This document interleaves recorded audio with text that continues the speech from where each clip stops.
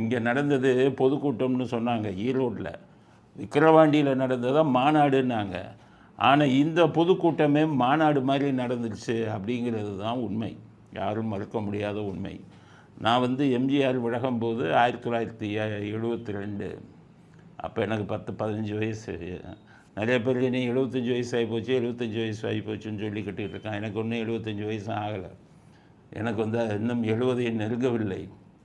அதனால் ஆனால் 1972 நான் அப்போ தான் வந்துக்கிட்டு இதில் படித்தேன், ஹை ஸ்கூலில். அந்த டைமில் வந்து மாணவர்களின் எழுச்சி வந்து எனக்கு ரொம்ப நல்லா தெரியும். அப்போ எனக்கு 15 வயது. மாணவர்களின் எழுச்சி எனக்கு நன்றாக தெரியும்.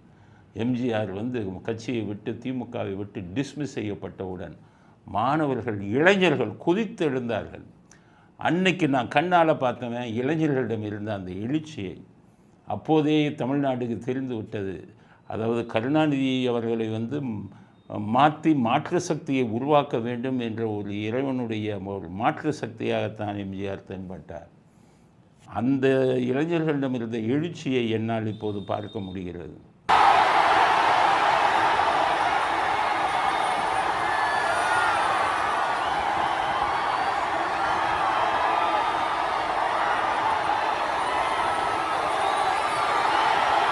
உண்மையிலேயே விஜய் வந்து எனக்கு எதுவும் இது பண்ண போகிறதில்லை, சலுகை செய்ய போகிறதில்லை.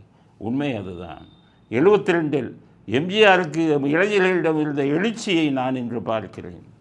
அவ்வளவு கூட்டம் வேறு.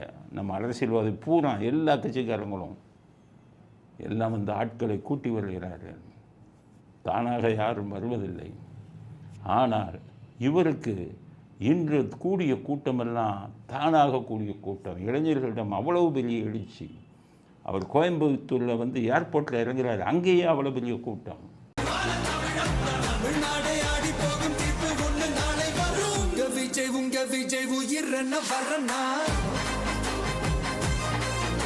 அதற்கப்புறம் இங்கே பொதுக்கூட்டத்துக்கு வரும்போது கூடிய கூட்டம் வந்து அந்த அளவுக்கு எழுச்சியுடன் இருக்குது. இந்த வீடியோக்கள் எல்லாம் பாருங்கள்.